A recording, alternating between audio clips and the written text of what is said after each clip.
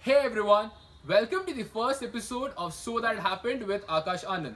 I am Akash Anand, obviously, your host and fellow Jennifer Lawrence fan. And all those who think she's overrated are the same people who eat Kit Kat without breaking it apart one by one. How do you guys do that? I mean, weirdos.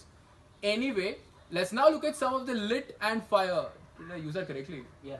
Alright, lit and fire news that has been happening over the past few days.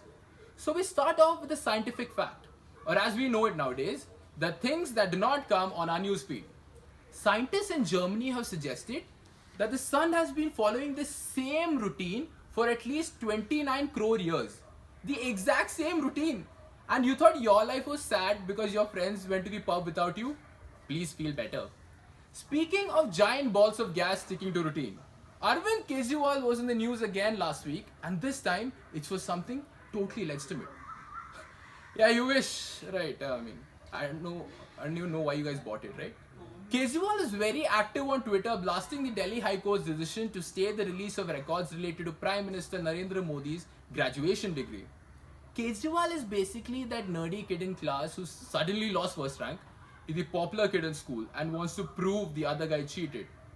No matter what changes around us, whether it's Akshay Kumar replacing Arshid Varsi as Jolly LLB or a tanned tomato getting elected as the leader of the land of Starbucks, rest assured, we can rely on Kejriwal to not change one bit.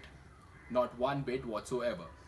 Now let's move on from a leader who's manically obsessed with another leader to a leader who's manically obsessed with himself.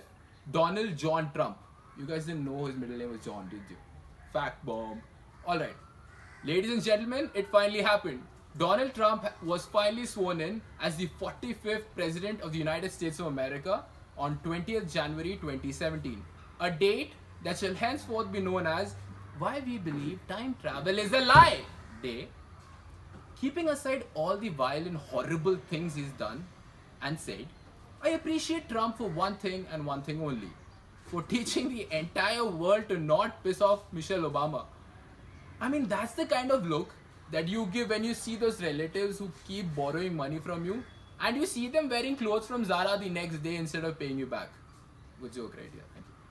But on a serious note, I feel the next 4 years is America's real test. People may have told you the elections were the real thing, but think of that as a practice test. One you did not care about and messed up big time. I mean, you elected a president who was born in a hospital called Jamaica Medical Hospital Center and now has the whitest cabinet since Ronald Reagan. Ironical much? You cannot talk about Trump and not mention his tweets, right? I mean, his tweets are legendary. So here's one of his tweets. A president who talks about meeting in the CIA headquarters is not a president who knows what an actual leader does. He's acting like one of those nerds who's got into the cool club and now he has to tweet about every single party he's attended. Oh my god, what a lit party. Fire emoji, fire emoji. There was even alcohol and my parents don't know about it.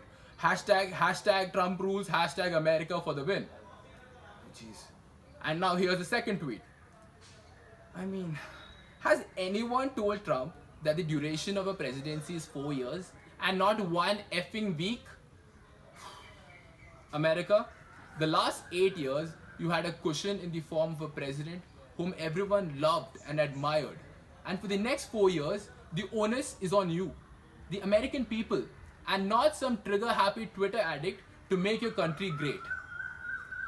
Coming back to India, last week Tamil Nadu was in a uproar over the Jallikattu ban. For those who do not know what Jallikattu is, it's basically the art of bull taming that originated in Tamil Nadu, where a bull is released into a large crowd of people and attempts are made to stop the bull or ride the bull long enough to remove flags on the bull's horns. And I know a lot of you are thinking about this, but no, this is not what you saw in Zindagi Na Milegi Dobara. I just want to make that very, very clear. So what happened is protests started all over Tamil Nadu to lift the ban on Jallikattu. And a lot of the anger was directed at PETA. You know PETA, right? Those people who protect animals that we all love and admire. The poor people at PETA thought they were doing the right thing by keeping the interest of the bull as a priority. But I'm pretty sure they now feel they would have gotten the exact same amount of flack from the public if they changed their name from People for the Ethical Treatment of Animals to people eating tasty animals. In the beginning, the entire country was surprised at the way citizens of Tamil Nadu conducted the protest peacefully, and there was no police interference whatsoever. But like all things in today's world, the problems slowly escalated. Police stations were burned down, lathi charges were conducted, and in some parts of Chennai, there were even incidents of gunfire. But the icing on this horrible cake was that one video that showed a police officer burning down an auto in broad daylight. Here's the clipping for you guys. I just want to say this. It's a really good thing that all of you stood up for your culture and what you thought was right. And the way the protests were conducted peacefully in the beginning. I mean, hats off to you guys. But it's not right when an agitation like this starts becoming a breeding ground for anti-national sentiments. There was one tweet that I saw and it disturbed me. I don't know why, but I'll just read out the tweet to you. We have been Indians for only 70 years, but we have been Tamilians for over 700. Do not mess with our culture. I mean, let's get one thing straight, right? Even though the person thought he was projecting a win for Tamil culture to the public, such comments and tweets sometimes creates a separatist ideology in our country. It's not the, amazingly good-looking Fawad Khan or Atif Aslam or not standing up for the national anthem in the theatre that is anti-national, but things like the above tweet that kind of hurt the very fabric of our united beliefs and our Bharat Mata Ki Jai attitude. And on a side note, as a request from my side, instead of promoting the tourism of Pakistan by asking people to go there, and I'm looking at all of you, you guys know who you are, ask them to stay and love our country, love India. Especially now that Jio is extended till June. I mean, you guys heard the news, right? Jio is extended till June. Woohoo! No more Wi-Fi. I don't use Jio, by the way. So. Also, following the agitation, the Tamil Nadu trade group decided to stop selling Pepsi and Coca-Cola from March 1st. I know, guys, the future looks grim and carbonated water has lost its fizz. Hashtag that, please. But never fear, Akash is here. Please don't stop watching the video here. I'm here to give you a few alternatives to come out of this current crisis, this current carbonated drinks funk. Here's the first drink. Spicy with a Y. Why wouldn't you buy this? Good, no? I mean, Clash Clear Lemon.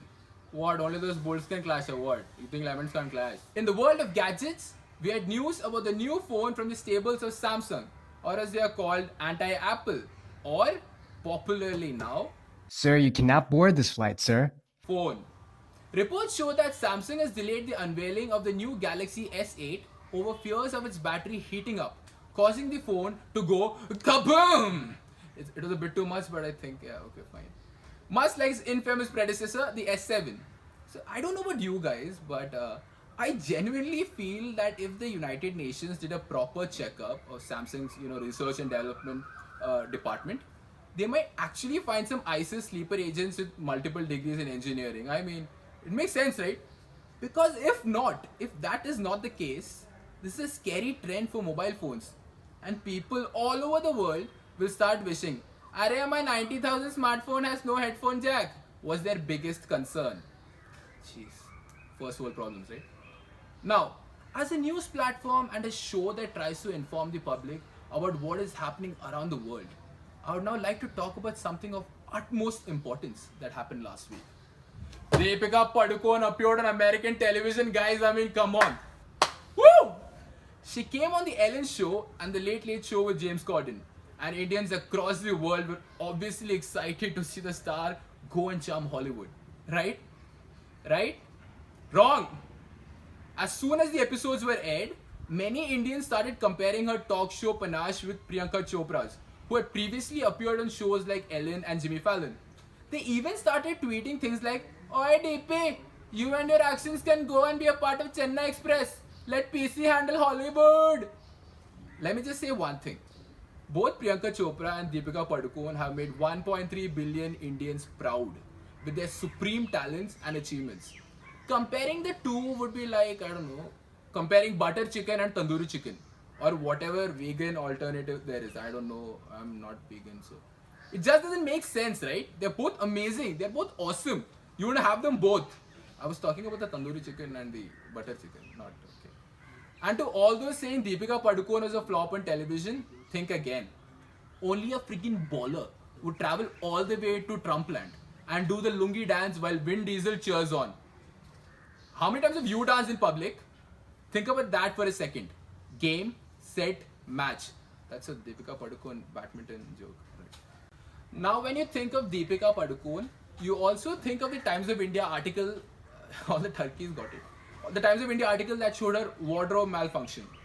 Trust Indian media to do that, right? I mean, Times of India, cheers to you.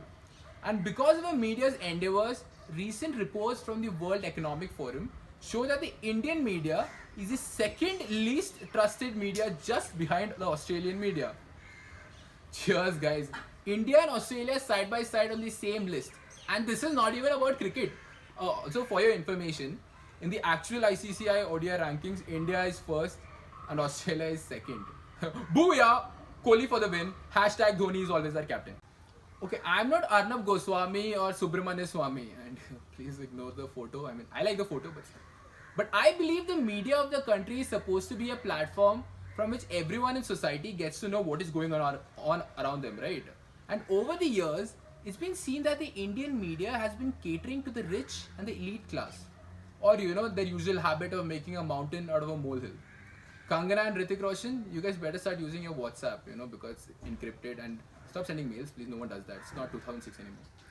Let's take a look at what media did on September 6th, right? It's a case study. Alright, and some actual incidences that needed coverage on September 6th. Dilma Rousseff ousted in Brazil. Did you guys know that? Obviously not. Urjit Patel took over Raghuram Rajan's chair and started his tenure as the RBI governor. Still, Raghuram Rajan is a bro. The BRICS summit happened with leaders talking about combating terrorism and establishing more effective trade policies.